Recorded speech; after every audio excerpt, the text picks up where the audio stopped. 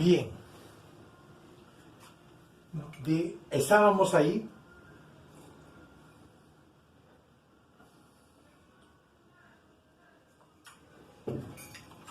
Las propiedades.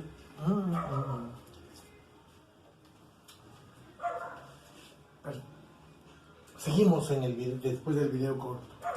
Antes debí o hice notar que el cálculo de ciertas propiedades n, por ejemplo, la cantidad, hice notar, sí, hice notar que, por ejemplo, hice notar que si n es cantidad de movimiento, listo, del sistema continuo, del pedazo del sistema continuo, que ahora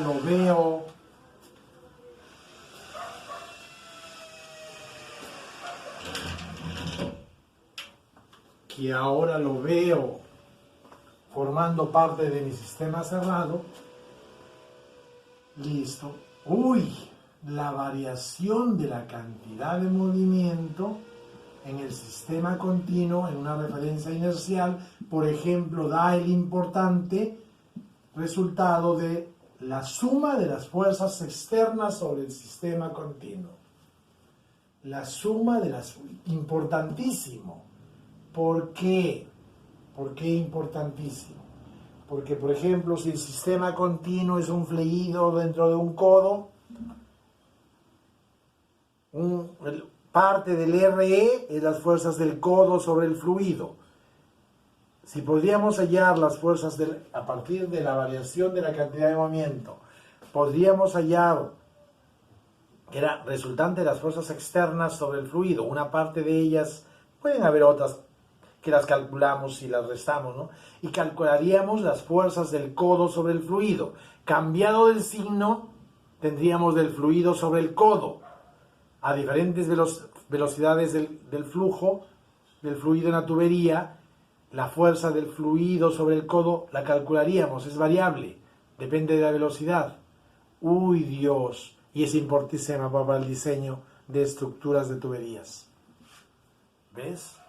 Debí o hice notar, ahora lo enfatizo más, que hay ciertas propiedades, como por ejemplo en este caso, casi muchas, todas, ciertas propiedades que su variación, por ejemplo, en el tiempo, calcular esto me permite ayudar a calcular magnitudes muy importantes. Por ejemplo, la interacción sumatoria de fuerzas externas sobre el sistema continuo. Y eso es muy importante, porque mucho es de interés el fluido sobre el entorno. Un canal, un río en una curva. Puedo hallar fuerzas del contorno del río sobre el fluido y cambiando de signo del fluido sobre el contorno. Por ejemplo, las fuerzas externas sobre el fluido, la sumatoria es muy importante. Y por ejemplo, esa se halla haciendo n igual a cantidad de movimiento. Porque con variación de cantidad de movimiento absoluta da igual a RE. Y constituye la ley de Newton para un sistema de partículas. Muy importante entonces saber que, decía, como el ejemplo de n, pero para muchos n's, magnitudes del sistema continuo, de mi pedazo del sistema continuo, de mi sistema cerrado, su variación me da importantes y necesarias en tecnología magnitudes físicas. Bestial. Entonces digo, hallemos esas magnitudes físicas hallando la variación de la cantidad de movimiento del sistema continuo. Era complejo, ¿te acuerdas? Que teníamos que hallar la derivada, y ahora sí para infinitas partículas, para todas las partículas que estén en el ¿qué? ¿Cómo era el que se calculábamos? En el rho B absoluto dB, en todo el volumen. Teníamos que hacer esto. Oye, pero ahora date cuenta, si tú puedes calcular, date cuenta, puedes calcular el D en este ejemplo, en este mismo ejemplo, déjalo como escribirlo aquí entonces, puedes calcular el d de q sobre dt no con su definición, sino puedes calcularlo como n una propiedad de n, y entonces la derivada en el sistema cerrado es en mi pedazo del sistema continuo, en lo que conformo como mi sistema cerrado. Es igual, lo puedo calcular con esto, la derivada respecto al tiempo en el volumen inicial de nu. El nu es b. ¡Oh! En este ejemplo el nu es b. Entonces, ¿qué hago? De b rho dB más en la superficie inicial de b rho b n de a. Y así tendría esto. Pero no lo hallaría para buscar este. Y entonces esto lo tendría calculándolo de aquí. ¡Qué hermoso! Profe, eso es tan difícil como esto. Más fácil, en régimen permanente esto se iría. Y muchas veces en ingeniería trabajamos con regímenes permanentes. La variación dentro del volumen inicial de B, rho, no cambiaría.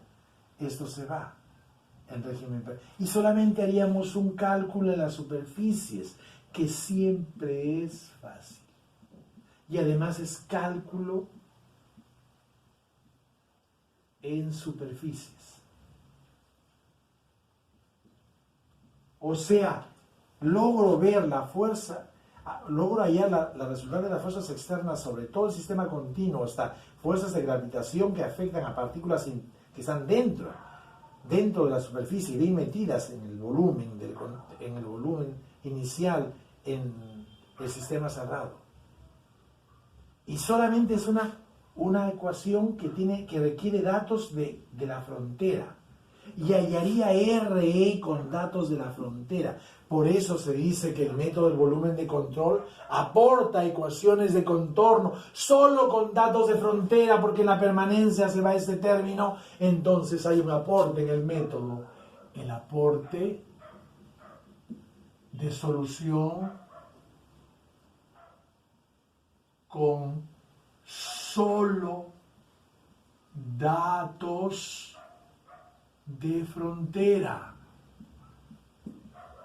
A eso le llaman las famosas ecuaciones de contorno. Por favor, ese nombre. Ecuaciones de contorno. Tremendo, profesor. De nuevo que se me vaya la idea. Muchas veces las variaciones de ciertas propiedades del sistema cerrado, constituido por mi pedazo de sistema continuo, me dan magnitudes importantes. Pero es difícil hallar la variación de la propiedad n. Pero lo puedo hallar la variación de la propiedad de n con estos términos. ¿Listo? Y así para un n especial encontraré algo muy útil, en este caso si n es q, hallo r de las fuerzas externas. Si n es, por ejemplo, momento de la cantidad de movimiento, hallaré m externo. Profesor, ¿y si n es volumen? ¿Y si n es masa? ¿En qué se convierte y qué permite calcular esto y esto y te potencializa? ¿Ves? Entonces la naturaleza del método es ¿cuál? Aquí saco un ejemplo si n es q. Para cualquier n tendríamos su nu respectivo. Y habría una magnitud importante que le llamo f, que se calcularía con la variación de n respecto de t. ¿Listo? Muy bien. Pero esto, en lugar de hallarlo de la definición, ya lo podría, como variación de un n respecto de t, conociendo también el nu, ese m que me interesa, lo hallo a partir de la relación de, con un n adecuado tengo por ejemplo, con nq, tengo r externa. Con nb, tengo momento de las fuerzas externas. Con un adecuado n, tengo el buscado f. Así estamos generalizando. Entonces yo obtengo los F tan importantes simplemente haciendo derivada parcial respecto del tiempo de la integral en el volumen inicial, que lo mantengo fijo. Por eso ya ahora sí es mejor llamarle volumen de control. Porque en un instante mi masa en las fronteras que me interesan, por ejemplo, si voy a hallar fuerzas externas, yo quiero qué parte de mi sistema continuo con qué frontera que me interesa. Eso para hacerte darte cuenta, para que te des cuenta, ¿no? Imagínate que acá me interesan las fuerzas externas. Desde acá, que acá hay una pared, este es un flujo contenido, acá hay una pared, este es un flujo contenido, entonces me interesa la fuerza del fluido sobre esa pared, entonces yo hallo la fuerza de la pared sobre ese fluido. ¿Qué hago? Cojo un volumen de control, cojo un volumen inicial en mi sistema cerrado, mi poco de sistema continuo, ¿listo? Ya, claro que también aquí habrá presión, acá habrá fuerzas de presión, ¿cierto? Por área que las calcularé. Pero en el RE que calcule estará las fuerzas de los contornos sobre el fluido y del fluido sobre el contorno del lecho del río, que es lo que me interesará tecnológicamente. Y dentro del RE está la variable técnica, el dato técnico, la magnitud técnica que me interesa. Fuerzas, contorno, fluidos. Me interesa fluido, contorno, pero es signo cambiado. Entonces, dentro de las fuerzas externas, que las calcularé solamente con... ¿Listo?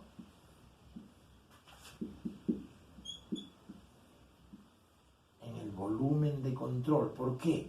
Porque mi sistema, y aquí en mi superficie de control. ¿Por qué? Porque mi sistema cerrado lo cogí pertinentemente. Es un agregado fuerte. En general esto vale para un sistema cerrado que yo cojo un pedazo de sistema continuo.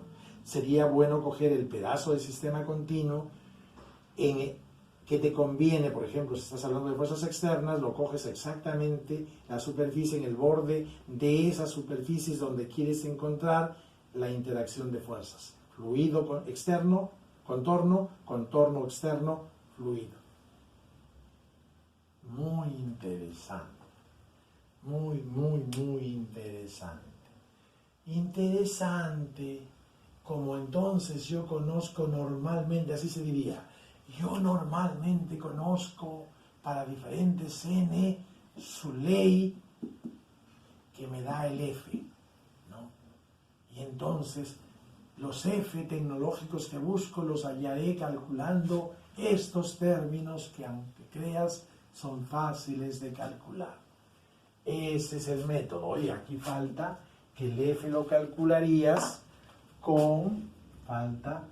aquí tendría el núcleo adecuado, ρ de B, y aquí todavía faltaría en la superficie de control el nu, ρ,